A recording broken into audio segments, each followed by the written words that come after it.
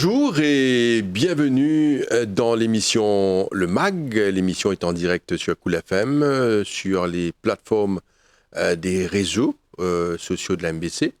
Et l'émission est aussi enregistrée pour les besoins de la télévision. Notre invité ce matin, c'est Monsieur Gérard Lame, qui est représentant de l'association internationale Sphère. Il représente la région Océan Indien du Sud-Ouest. Monsieur Gérard Lame, donc, qui représente Maurice, Madagascar, Seychelles, les Comores et aussi l'île de la Réunion. Monsieur Lame, bonjour. Bonjour, Monsieur Valère. Alors, vous représentez, je viens de le dire, l'association Sphère, Sphère internationale. Nous vous découvrons, c'est quoi Sphère? Le thème aujourd'hui, c'est l'encadrement de l'aide humanitaire internationale. Je bien comprendre que nous faisons beaucoup d'émissions avec des ONG, beaucoup de travailleurs sociaux. Mais il faudrait savoir que sa mission-là, elle y étend également sur la scène internationale. Absolument. Et dans un texte de loi, rules, regulation, également, qui régit, qui aide l'association, nous arriver à compenser aujourd'hui, et parce que ça aide l'humain. C'est ça qui est plus important. Alors, nous connaissons l'association Sphère, qui est une association internationale dont vous êtes le représentant dans cette partie de l'océan Indien. Très bien. Alors, là, merci pour l'invitation et l'occasion de pouvoir m'exprimer sur Sphère. C'est mon rôle, un peu, en tant que point focal pour l'association Sphère sur la région du sud-ouest de l'océan Indien. Alors, Sphère, vraiment, c'est vient définir les standards minimums pour tout ce qui est intervention humanitaire à travers le monde. Alors, bien sûr, on est présent dans beaucoup de pays. Le manuel même, qui est qui vient personnalise ce qu'il fait à faire, et il traduit dans presque 50 langues, et il existait depuis 1997. C'est une grosse pointure dans l'humanitaire, une ONG, telles que la Croix-Rouge internationale, le Red Crescent, et plusieurs autres grosses pointures, donc qui viennent ensemble après les génocides du Rwanda en 1994. Et donc, ça vient développer qui va un minimum standard qui puisse mettre en place pour toute action humanitaire. À l'occasion, peut-être tout à l'heure, développe l'aspect technique. Il y a surtout 4 chapitres techniques dans Sphère, qui est la sanitation de l'eau, l'approvisionnement en eau, la nutrition, l'habitat, et puis la santé même. Alors, c'est l'axe qu'on peut mentionner, qui est vraiment important, qui concerne l'humain, sont les needs, les besoins de l'être humain. Et nous avons l'occasion également d'écouter plus tard dans l'émission l'intervention de Felicity Fallon. Felicity Fallon, qui est Head of Learning and Events à l'association internationale Sphère, qui est basée en Suisse. Alors, nous voulons essayer de comprendre quand nous cause l'aide humanitaire, parce que très souvent, on voit également qu'il y a une zone de guerre, un cataclysme, une catastrophe naturelle.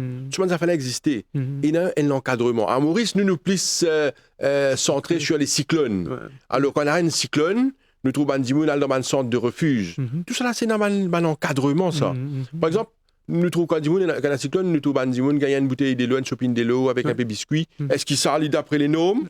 Est-ce que si la case est écrasée d'un cyclone qui arrivait, et certainement il y a une autorité, le gouvernement qui vient en aider à pour trouver un logement temporaire, et par la suite essayer de trouver qui se peut aider pour donner un logement.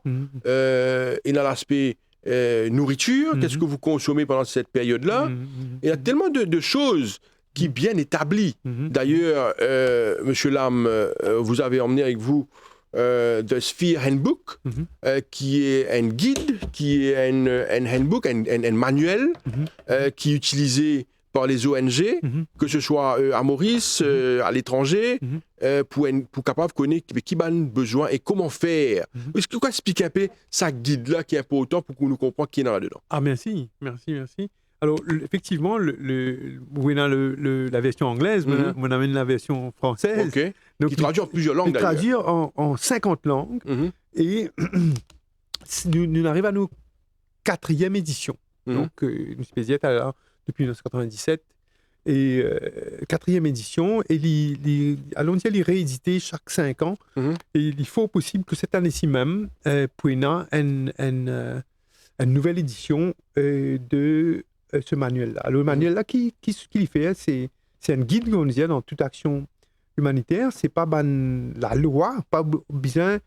Un facteur important, c'est la contextualisation de ce minimum standard-là dans l'environnement que nous étions. Hein. Bien sûr, si à Maurice, et c'est pour ça que les flash floods, les cyclones, et qui nous expérimenter ici, il pas nécessairement existé ailleurs. Mais ce manuel-là, il amène, comment dire, un minimum standard qui peut appliquer pour chaque intervention et lui aussi permettre que tout le monde, comment dire, cause même langage. Parce que, comme vous disiez, il y a une quantité d'ONG à l'international, local, régional, le gouvernement même, etc. Et même une grande entité privée, telle que la banque, en vient intervenir, ou bien ce financement de projet, nous sommes capables de causer le même langage. Et si c'est ce manuel-là, il vient justement permettre ça langage commun-là autour d'un seul, même paramètre, pour que les gens comprennent qui peut causer et comment les choses peuvent faire. Alors, bien sûr, il y a là-dedans, dans le manuel Sphère, la charte humanitaire. Et c'est un document qui vient un peu expliquer qui nous besoin, qui nous besoin faire, si nous envie, touche Bandimoun vraiment, amène un changement dans notre vie. Donc, le manuel Sphère vient aussi permettre le développement de politique dans mon pays. Et je travaille donc avec le gouvernement, avec tout ce qui fait risk management. Par exemple, le National Disaster Risk Reduction and Management Center du gouvernement, du Ministry of Local Government, déjà on peut parler avec maintenant, et c'est intéressant, travaille en collaboration avec eux pour être capable de mettre en place normes qui tout le monde peut comprendre et tout le monde peut-être tout à l'heure on expande un petit peu sur un rapport qui est produit par allez-y. Un rapport qui est produit par la London School of Economics and Political Science de l'Angleterre, bien connu, dans ce Masters in International Development and Humanitarian Experiences. Levin explique l'importance, l'opportunité, le défi qui est capable dans l'engagement auprès des autorités nationales de gestion et de catastrophes. Levin propose justement certaines recommandations. Une des bonnes recommandations, c'est prioriser l'engagement avec mon centre de risk reduction et disaster risk reduction and management, réaliser une cartographie des parties prenantes, bien connaître qui qui peut participer à l'action humanitaire sur l'île, et justement à ce moment-là le manuel Sphère capable de servir pour venir un guide qui tout le monde peut servir, un manuel qui tout le monde servir et tout le monde comprend et capable d'avancer ensemble. C'est un peu ça l'idée de travailler avec les autorités. Travailler avec les autorités, travailler avec les autres ONG, mais c'est surtout pour faire comprendre qu'il y a celui qui est victime d'un désastre, que ce soit man-made ou bien que ce soit un désastre naturel. Personne pas inventé un cyclone existait à cause de ce qu'il y a dans la nature même. Et voilà, donc, mais ça va dire là, j'étais dans le droit.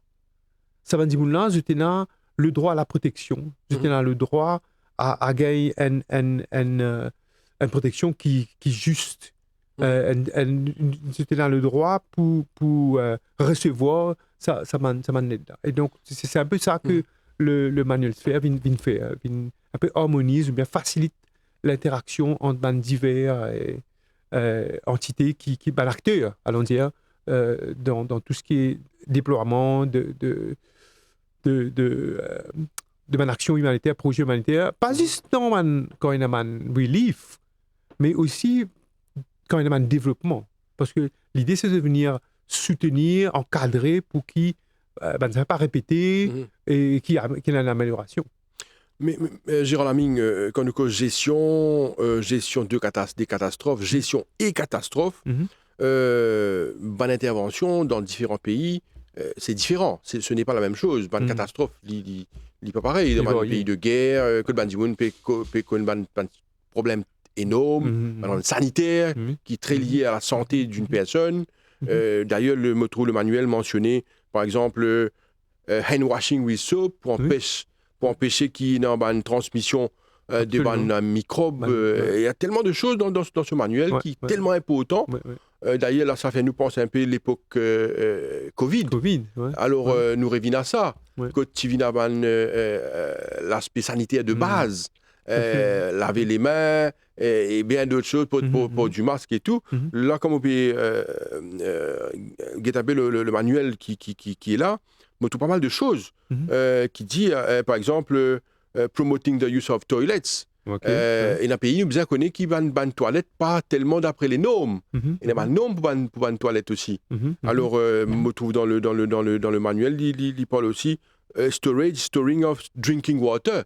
Nous connaissons que l'eau potable, pas trop, il y a un pays qui n'est pas disponible. Alors, Nice, c'est différent par rapport à tout ça. Nous voulons soit intervenir par rapport à ça, l'intervention. Mais avant cela, nous écoutons Felicity Fallon, qui est Head of Learning and Events à l'association internationale Sphère, qui est basée en Suisse. En Suisse. Très bien, merci.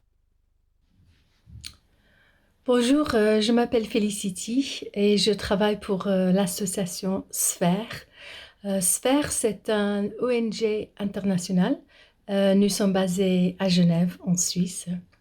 Que fait Sphère? Alors, Sphère définit et promeut les normes humanitaires, c'est-à-dire ce qu'il faut mettre en place lors d'une crise, en termes de l'hébergement, la nourriture, l'eau et la santé. Et tout ça pour que les gens affectés par une crise, un désastre, une guerre civile puissent survivre, mais non que survivre, mais aussi continuer de vivre dans la dignité. Sphère a commencé dans l'année 1997. C'était après le génocide de Rwanda en Afrique que les travailleurs humanitaires se sont réunis pour définir les normes pour mieux répondre aux crises.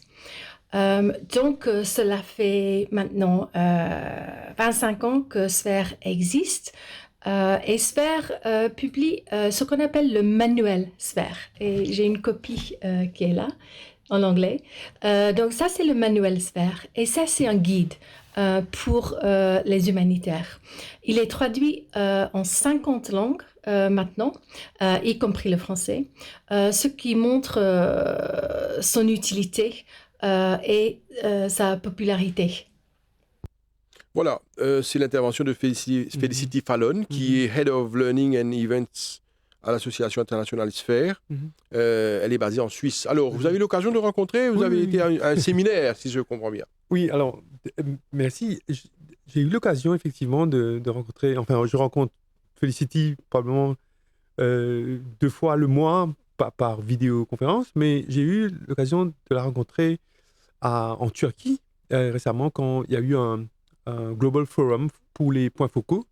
Ça s'est déroulé à Antalya, en Turquie, et on a eu l'occasion de mettre la main sur pas mal de recherches, d'articles intéressants qui viennent renforcer un peu l'action des points focaux à travers l'île. Il y avait à peu près 70 points focaux réunis là-bas de tous les pays, et je pense que c'était une expérience enrichissante. J'ai eu l'occasion plus récemment, là, à Bonn, de rencontrer Felicity Fallon encore une fois pour la formation, pour obtenir, pour participer, obtenir maintenant une agrégation pour que je puisse évoluer comme un trainer, un international trainer recognized par l'association Sphère.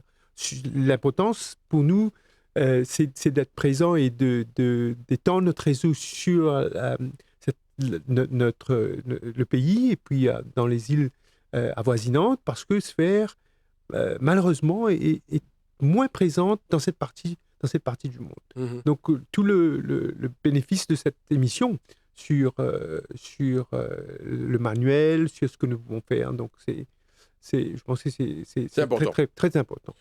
Alors, Gérald Lam, vous êtes là également un trainer. Alors, donnez-nous plus de détails. C'est quoi un trainer? Qu'est-ce que vous faites? Quel est le rôle d'un trainer? Le trainer viendrait mettre en place des ateliers de formation. D'ailleurs, on travaille actuellement, là, on a déjà soumis des notes conceptuelles aux différents ministères, mais comme les ministères se forment et puis s'enrichissent d'advisors, etc., en ce moment même, donc ça prend un petit moment, parce qu'il y a eu un changement au sein du gouvernement. Et là, on travaille donc avec, pour ne pas nommer, mais 2 ministères pour mettre en place des séminaires, des ateliers de formation pour venir justement encadrer. Parce que l'idée, c'est pas seulement de former ceux qui vont être les frontliners, mais aussi ceux qui sont derrière et qui vont préparer le cadre, allons dire, tout ce qui est politique autour de l'implémentation de projets ou de risk reduction chez l'île Maurice même. Donc, les officiers du gouvernement les permettent pour qu'ils commencent à penser le même langage et pour pouvoir suivre l'action qui se fait sur le terrain.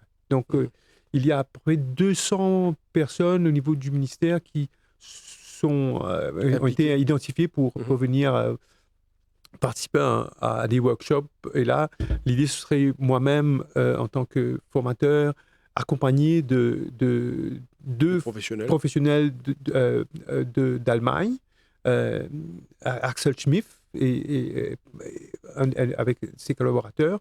Et ça va être, je pense, c'est par là qu'on veut commencer. Donc, formation au niveau des acteurs même, au niveau de l'île et au niveau de la région.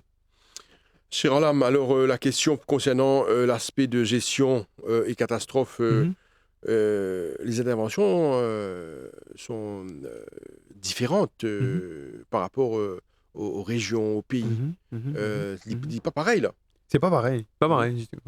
Parce que, mais ce qui est commun à tous c'est pouvoir donner la chance à des personnes de survivre, à rétablir et à se reconstruire. Hein? Ça, c'est pas tout, c'est pareil. Mais c'est pour ça que c'est important de venir contextualiser le manuel sur l'application à Maurice même. Et nous avons un projet pilote qui nous permet de mettre en place là. Je vais vous donner un petit exemple de comment ça peut se faire lorsqu'il s'agit de la qualité de l'eau. Dans une période que tu as une catastrophe telle que les cyclones ou les flash floods, souvent la qualité de l'eau pour baisser. La quantité de l'eau aussi, souvent baisser, etc. On dit que les réservoirs sont asséchés, sauf peut-être dans le Nord, etc.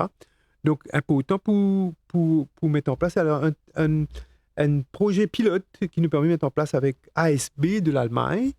Et ce qui est intéressant avec ASB de l'Allemagne, c'est qu'on développe un kit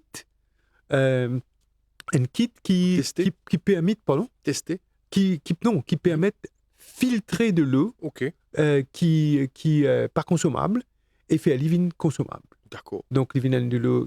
Et c'est un inventeur. Alors, on a eu l'occasion de causer avec l'inventeur, là.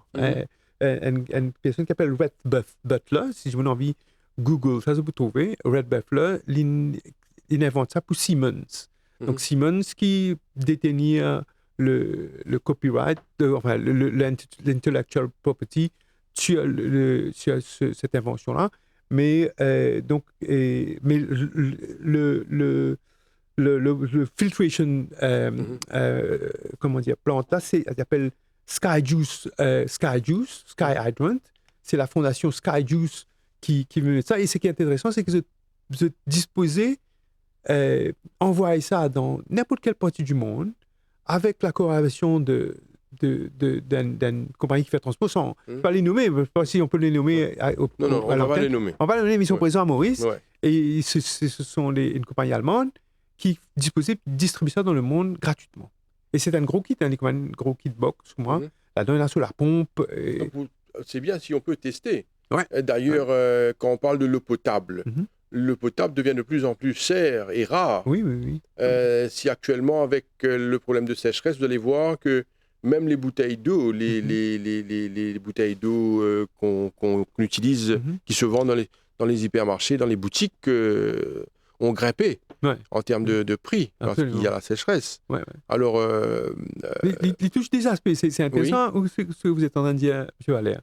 Il touche deux aspects. L'aspect sécurité alimentaire, c'est-à-dire qui Zimla peut consommer, est-ce qu'il peut consommer une affaire qui... Alors, que ce soit à Maurice ou à Madagascar, ailleurs, à Rodrigue, etc. Hein, sans vouloir, comment dire, faire l'analyse de l'eau, la qualité de l'eau à Maurice. Mais surtout dans une période de difficulté. Non, même des fois, les autorités informent qu'ils visent à prendre précaution, à bouillir l'eau avant de consommer. C'est que après la période de grosses pluies, d'inondations, l'ivine automatique. L'ivine dangereux. Donc, c'est tout ce qui touche à la nutrition, donc la sécurité alimentaire, et puis l'assainissement, la consommation de l'eau même. Et qui est important pour l'être humain. Donc, il touche à l'aspect qui me permet de demander l'écho, parce que il y a un vecteur qui est capable, présent dans sa délai-là, et pour ce qui concerne la santé publique même. Et il est important parce qu'à ce moment-là... Est-ce que vous avez eu l'occasion de proposer ce kit ici, vous, à Maurice, ou est-ce qu'il y a d'autres entités qui le font? Alors, les deux places communes qui nous peuvent causer sur la région, qui nous identifier, c'est l'île Rodrigue et Madagascar. Où il y a un sérieux problème d'eau d'ailleurs. Sérieux problème d'eau. Voilà, donc j'ai envie de tester Il faudrait tester également le de mer et rendre potable. Ça aussi, ça aurait été intéressant. On est entouré de mer, entouré de mer. Je pense qu'il y a quelque chose de salé. C'est intéressant. Oui, c'est une question similaire. Si vous trouvez ça, c'était de suite. Hein? Je pense que vous n'habitez pas trop loin de la mer. Oui, voilà, alors ça aurait été bien. Mais non, mais pour l'île Maurice, pour le pays même, si nous gagnons des affaires qui transforment de l'eau salée en eau potable, ça aurait été intéressant. Donc, non, vite. Même actuellement, là, avec le problème, même pour l'arrosage, pour faire lavage, ça aurait été intéressant. Oui, intéressant. Donc, on veut développer ça avec ASB. Le produit s'appelle Sky Hydrant. C'est Sky Juice Foundation. L'inventeur, c'est Ref Butler, qui est australien, je ne m'abuse, c'est lui. Et il a mis ça à la disponibilité des ONG Sphère, donc on va capitaliser dessus. Et on pense très bientôt recevoir à peu près une dizaine de ces kits-là pour pouvoir peut-être tester sur l'île Rodrigue. Et je lance peut-être un appel aux ceux qui nous écoutent, ceux qui pensent que les acteurs présents, même le gouvernement, s'ils sont intéressés, on est prêt à accompagner. On a un bon réseau des ambassades, mais je pense que le gouvernement peut éventuellement injecter un peu de fonds pour tester et puis peut-être élargir. Et ça, c'est ce qui concerne donc ce qu'on appelle WASH communément dans le jargon humanitaire, c'est-à-dire l'approvisionnement en eau. Et tout ce qui est sanitation d'eau et hygiène. C'est essentiel. C'est essentiel. Parce que, alors, le manuel détermine un petit peu quels sont les minimums. Qu'est-ce qui est minimum? On dit qu'il faut à peu près, si vous voulez les détails, peut-être 15 litres d'eau par jour, par personne, pour boire et pour son hygiène. Il faudra que... Maintenant, c'est une famille qui a 4 personnes, il faudra 60 litres d'eau stocké quelque Je part. pense qu'en ce moment, ce n'est pas trop possible. Hein.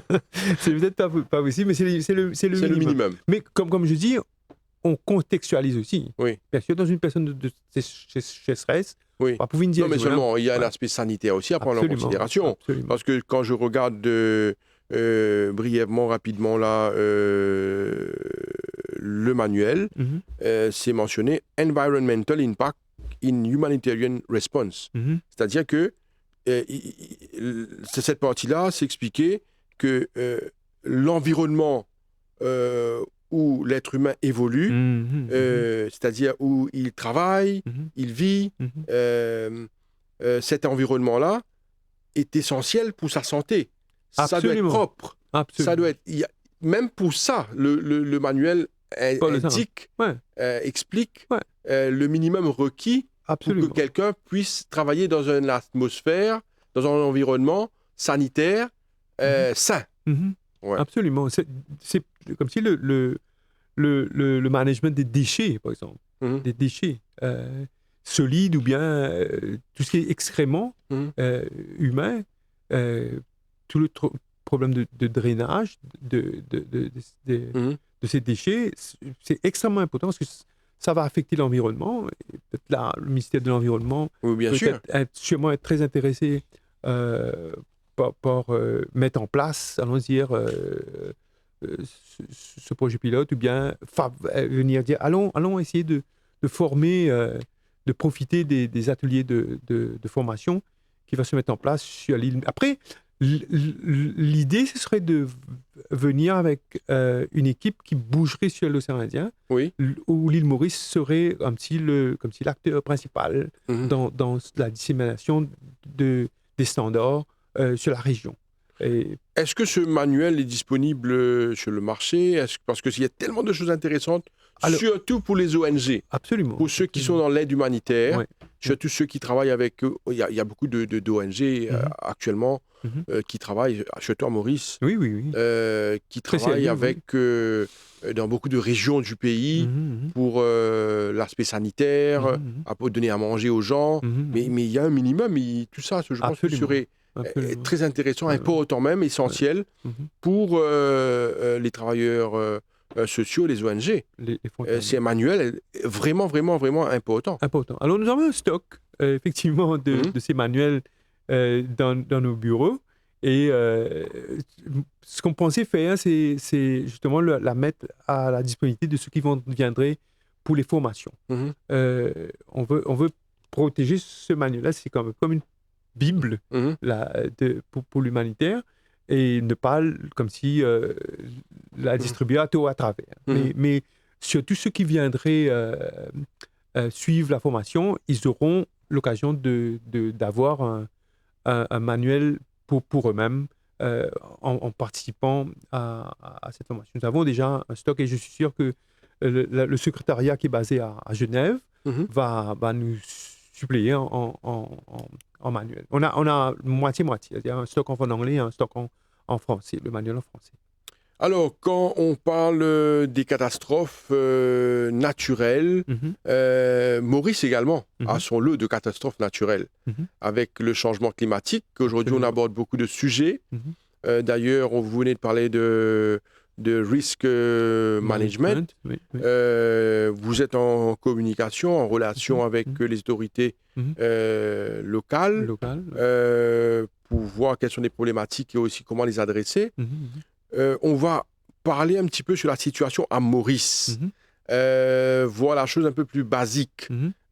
Par exemple, si quelqu'un est victime dans une inondation, victime dans un cyclone, est-ce qu'il y a des références? Est-ce que le manuel préconise certaines choses? Absolument. Si vous avez perdu votre maison dans un cyclone ou whatever, est-ce qu'il y a des minimums requis d'encadrement pour une personne? Absolument. On va parler de ça dans un moment. Mais avant cela, encore une fois, on va écouter Felicity Fallon, Head of Learning and Events à l'association Sphère Internationale, qui est basée en Suisse, on le redit, avec cette deuxième intervention. Le manuel Sphère, c'est un guide pour les travailleurs humanitaires. mais les normes, ils ont aussi été adoptées par des gouvernements au niveau national, régional et local. C'est aussi utilisé par la défense civile, par des organisations bénévoles, mais aussi toutes les ONG internationales, nationales et locales. Donc, c'est utilisé par beaucoup de types d'organisations différents, mais ce qu'ils ont en commun, c'est qu'ils répondent aux crises humanitaires. Mais quand on pose la question, le manuel Sphère pour qui? C'est pour qui? Bah, vraiment, c'est pour les personnes qui sont affectées par des crises. C'est pour assurer que leurs droits et leur dignité soient respectés, pour que eux, ils puissent participer dans les décisions qui auront un grand impact sur leur vie. C'est pour que leurs besoins et leurs capacités sont pris en compte, et surtout que la population affectée soit au cœur de chaque réponse humanitaire. Alors, cette intervention de Madame Felicity Fallon est claire sur les interventions humanitaires. Gérald Lam, les normes lors d'une crise, quand on parle de crise, que ce soit un cyclone et d'autres catastrophes naturelles telles les inondations, les flash floods et autres, je pense qu'il y a des normes à respecter et quand on parle d'assistance humanitaire. Absolument, absolument. Allons-y, hein. Lorsqu'il s'agit de l'habitat, l'habitat, il faut essentiellement qu'il y ait une planification, définir le lieu. Il faut que le lieu soit, d'après les normes, les indicateurs clés, il faut que ces zones qui sont identifiées soient dépourvues de menaces, de risques, de dangers naturels ou de sources humaines. Hein. Et puis l'espace de vie. L'espace de vie. C'est ça qui est important. Ça, j'allais l'aborder avec vous, là, l'espace. Est-ce que vie, l'espace est important dans un local, dans une maison? Absolument. Est-ce qu'on peut, par exemple, mettre quelqu'un dans un espace qui est trop petit? Trop petit. Est-ce qu'il y a des dimensions spécifiques pour la construction, par exemple, d'une maison? Enfin, les gouvernements construisent des maisons. Est-ce que tout ça est pris en considération lors de ces constructions de ces habitats? Absolument. Alors, l'aspect souvent, le facteur qui vient déterminer ce genre de construction est souvent économique. On va se dire, quel est notre budget, combien on a, et qu'est-ce qu'on peut faire avec ça? Alors, si on a dit, on va faire... Enfin, je donne un chiffre fictif. On dit, on a besoin de construire 50 maisons dans telle région. Combien on a, combien de budget? Alors, on va réduire, si vous voulez, l'espace de vie en fonction du budget. Du budget. Qui n'est pas bon, en fait, ou qui est bon? Qui n'est pas bon. Okay. Qui est pas bon, parce que c'est le montant qui figure sur le chèque. Parce que ce sont de grands débats entre les gouvernements, très souvent, pour dire que par exemple, on sait qu'à Maurice, il y a des constructions de maisons, low-cost houses. Très souvent, il y a des insinuations ou des allégations, ou je ne sais pas comment dire ça, pour dire que ces maisons sont trop petites. Oui. Ce n'est pas bon. Ou bien mal construit. Oui. Là, vous parlez de normes. Est-ce qu'il y a des normes établies il y a des normes, pour habiter une famille, par exemple? Oui. Alors, des indicateurs clés, par exemple, bien sûr, ce sont des indicateurs pour dire que, comme si des panneaux indicateurs, quand vous voyez, allons dire, vous allez à Plaisance, l'aéroport, vous voyez un signe qui vous dit Nouvelle-France, qui vous dit après Rosebell. Vous savez que vous allez dans la bonne direction. Oui, exact. Mais si vous voyez, je ne suis pas plein des papaye. On s'est trompé. On s'est trompé. Alors, voilà. Les indicateurs clés fonctionnent un petit peu comme ça. Et je le redis, c'est des indicateurs qui sont sujets à être contextualisés aussi dans l'environnement dans lequel on est en train d'évoluer. Alors, allons-y pour mètre carré d'espace de vie, le minimum est dépendant si c'est des régions avec des climats froids ou bien si c'est en région urbaine, ça va tourner autour de 4,5 à 5,5 mètres carrés d'espace de vie par personne. Alors, ça va exclure maintenant les espaces qui sont communs. C'est-à-dire les espaces tels que la cuisine, la salle de bain, les installations sanitaires, etc. Il ne faut pas inclure ça dedans. Il ne faut pas inclure. Il ne faut pas inclure. Donc, si vous êtes à 5 ou à 6, il faudra faire le calcul. Et à ce moment-là, ça va déterminer la taille de... Maintenant, si par exemple, c'est une famille de 5 personnes, 4 personnes par exemple, on dit 4 personnes, si c'est 4,5 mètres carrés, c'est dans les 20 mètres carrés, 22 mètres carrés par exemple, par famille. Sans les aménités telles la cuisine et autres. Le salon, etc. Il faudrait qu'il y ait ça. Donc maintenant, si on fait quelque chose qui est one size fits all, là, c'est vraiment parce qu'on peut tomber sur une famille qui est beaucoup plus grande, qui est plus petite. Voilà, one size fits all, ça c'est un problème. Parce qu'on ne peut pas mettre 10 personnes par une famille de 8 personnes, 10 personnes dans un local comme ça. Il faudrait qu'il y ait un petit comment dire, spectrum. C'est-à-dire comme ça, il y a des maisons qui sont un peu plus grandes pour les... Et c'est pour ça qu'il y a une planification est très, très importante pour venir dire, voilà ce qu'on va faire. Donc, c'est totalement une planification. Donc, l'intérêt de travailler comme manuel, qui a été testé après par plus de 450 organisations à l'international et qui a été revisé à chaque fois pour s'adapter aux conditions de vie et pour amener une bonne qualité. Même les articles ménagers sont un peu en considération. Qu'est-ce qui doit composer? Où est-ce que les personnes vont disposer leurs vêtements, etc. Est-ce qu'ils ont une place pour dormir de façon convenable? Parce que l'habitat, allons dire, comprend un peu tout ça. Mais aussi savoir que tous ces chapitres techniques sont reliés et que l'habitat va être lié à l'hygiène, l'eau, l'habitat va être relié à la nutrition, c'est relié avec la santé même, et après ça peut venir la santé publique, ça peut se propager en épidémie, un foyer d'épidémie. Ce que vous êtes en train de dire, par exemple les standards que vous mentionnez, c'est tellement important que les gens comprennent, parce que ce qui est pris en considération dans le manuel, c'est « the right to live with dignity », c'est-à-dire que chaque être humain a le droit de vivre avec dignité. Ça, c'est une première chose. Je vois que c'est mentionné également « the right to protection and security », c'est-à-dire que vous avez une protection en tant qu'être humain et la sécurité aussi. Ce sont des choses tellement importantes pour l'être humain. Absolument. Et ces choses-là, je pense que c'est pris en considération par beaucoup de gouvernements. Oui, absolument. Alors, justement, vous me donnez une bonne perche.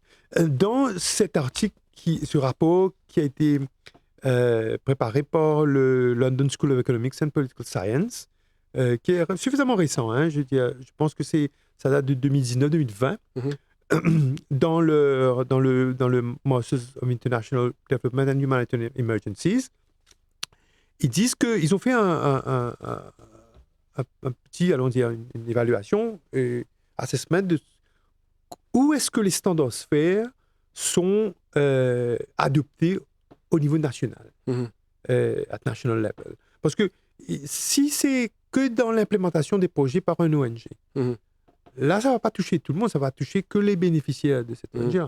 Maintenant, si on agrandit et si on va au niveau national, et là, il y a un disséminement de cette connaissance-là. Qu'est-ce qu'il faut, qu'est-ce qu'il y a besoin? Alors, parmi les pays qui ont adopté Sphère comme au niveau national, il y a l'Inde, le Guatemala, l'Indonésie, le Vietnam, l'Irak, l'Argentine, le Pakistan, Israël, le Japon et la Grèce. Donc, ce sont quand même des pays forts et variés. Il y a parce que le Guatemala se trouve en Afrique de en Amérique latine. Et l'Indonésie, c'est l'Asie, etc. Le Japon, c'est un pays hautement développé, etc. Il y a un mélange. Et je pense que c'est une preuve que le manuel Sphère, sa dissémination, les formations, ça marche. Et ça interpelle les autorités et même les acteurs sur le plan local. Et que ça a de la valeur, ça a une utilité. La place de Sphère occupe une place unique, allons dire, dans le paysage humanitaire. Une place unique parce qu'il vient justement ramener tout le monde, justement faire que tout le monde puisse parler le même langage. Gérald, dans le manuel, je pense qu'ils abordent plusieurs sujets comme la protection de l'enfant, la question de violence, gender violence, et je pense que ce sont des problématiques vraiment importantes qui sont adressées dans le bouquin, dans le manuel. L'aspect housing, c'est-à-dire le logement, on en a parlé, property rights, rule of law and justice. Ce sont des choses vraiment intéressantes, importantes.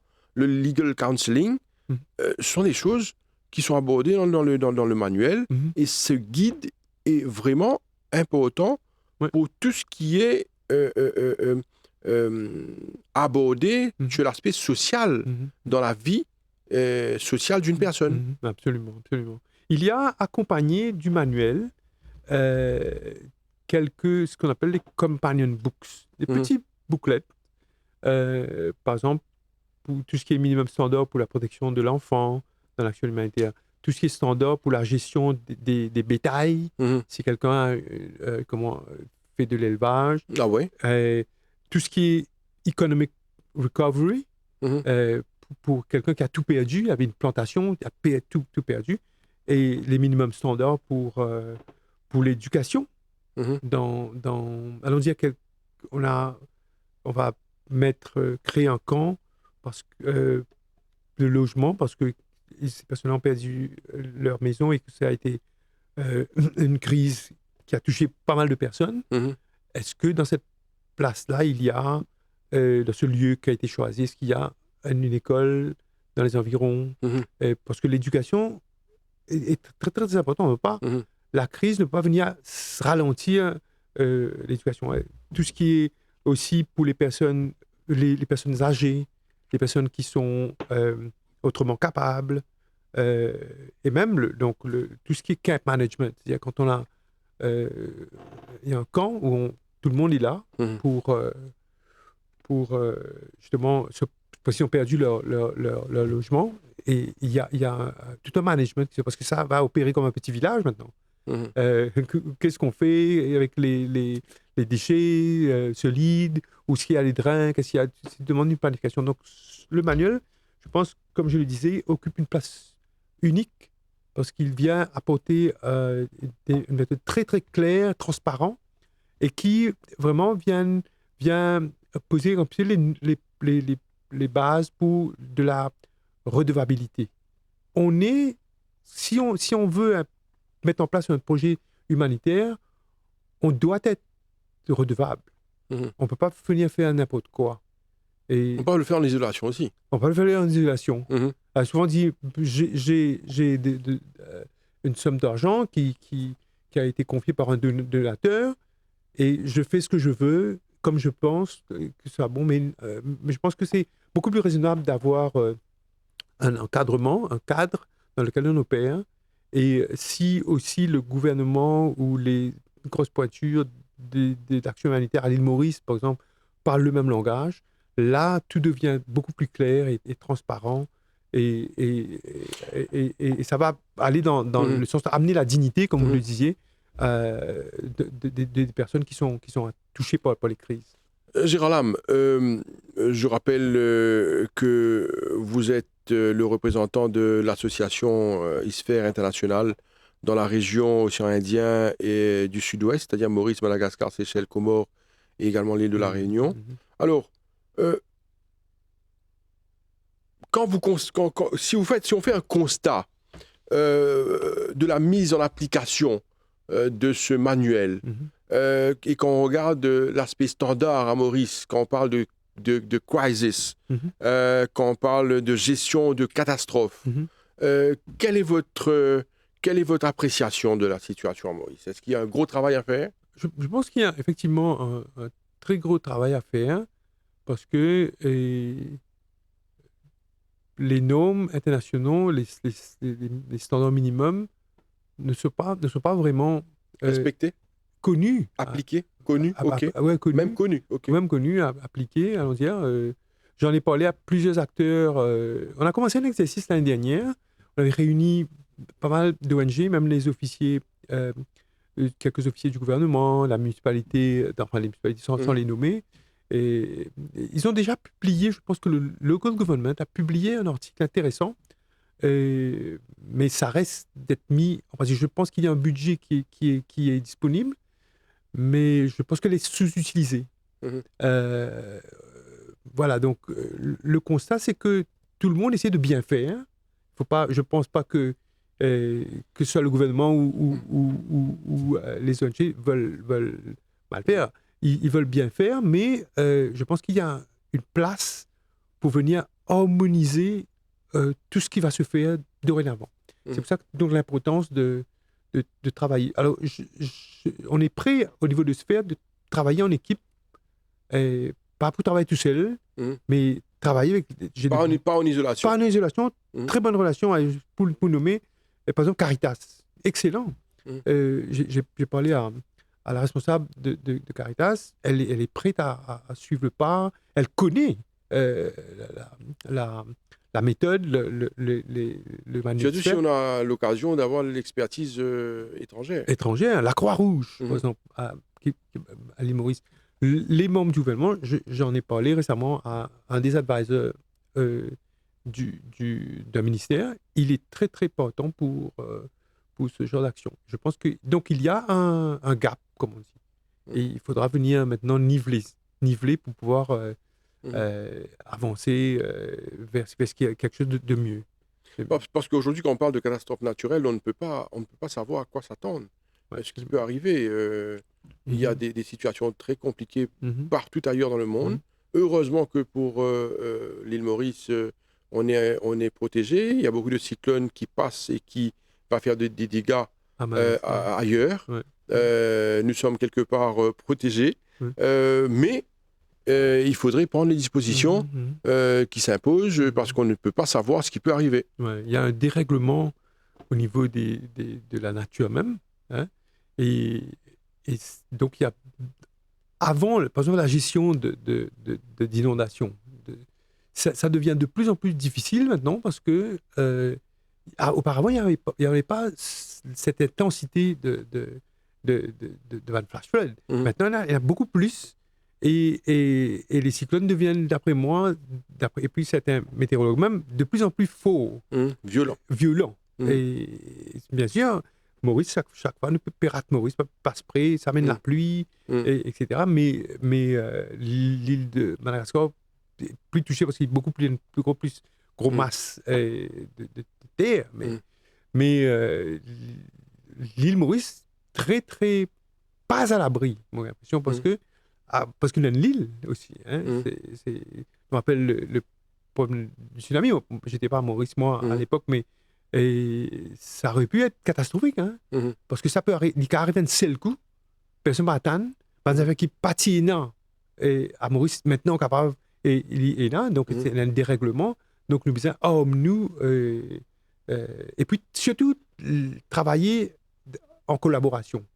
Ça, c'est un aspect très, très important de tout ce qui est action humanitaire. Travailler en collaboration, pas en isolation. Travailler ensemble et pour aller beaucoup plus vite. Girolame, on va terminer l'émission dans quelques minutes, sinon quelques secondes. Alors, je vous laisse nous expliquer là, quelle est la marche à suivre? Qu'est-ce que vous comptez faire? Alerter certainement à travers les médias, l'opinion publique. Sur cet aspect, il y a une éducation à faire. Parce que très souvent, on passe à côté de beaucoup de choses. Par exemple, on a parlé des besoins de l'humain. Par exemple, la santé, le logement, l'eau, et beaucoup d'autres choses qui feraient partie des besoins de l'homme. Alors, et ces besoins-là sont calibrés, ces besoins-là sont aujourd'hui suivent des normes. Alors, tout cela, je pense qu'il y a une importance. Alors, je vous laisse le mot de la fin. Ah, merci. Alors, donc, je remercie celui qui me reçoit aujourd'hui, Josian Valère, la MBC. Mais je lance surtout un appel qui est basé sur la stratégie qu'on veut mettre en place. C'est justement une vulgarisation de tout ce qui s'appelle standard minimum. Beaucoup de gens ne pas connaissent, ne sont pas au courant, et qui ont envie de bonne volonté, envie de bien faire. Mais alors, nous avons envie de mettre en place une série d'ateliers de formation. Et nous avons déjà travaillé sur le budget, nous avons parlé avec les différents organisations qui vous donnent l'acteur, qui vous donnent un coup de main, que ce soit local. Cette conversation a commencé même l'année dernière. Nous n'arrivons très très peu, mais les élections viennent changer un peu les choses parce qu'après il y a donc, comme vous savez, un changement, et donc et c'est bien. Donc on va recommencer avec de nouvelles bases, mais c'est surtout ça, c'est mettre en place d'abord formation. Après, on peut venir encadrer pour voir comment les projets se mettent en place. Après, venir former les formateurs eux-mêmes. Training of trainers, pour pouvoir avoir un impact sur la région même. Voilà, c'est un peu ça ce qu'on veut faire. Monsieur Gérard Lam, qui est le représentant de l'association internationale Sphère dans la région océan Indien du Sud-Est, Maurice, Madagascar, Seychelles, Comores, et aussi l'île de la Réunion. Monsieur Lam, merci beaucoup pour votre présence. C'est un plaisir. On va vous souhaiter bonne chance dans vos entreprises. Merci. Et à la prochaine. Merci beaucoup. Et voilà, nous sommes arrivés à la fin de l'émission Le MAG pour aujourd'hui. Merci à vous de nous suivre. Restez branchés sur les chaînes de l'MBC. Merci à vous et bonne journée. Au revoir.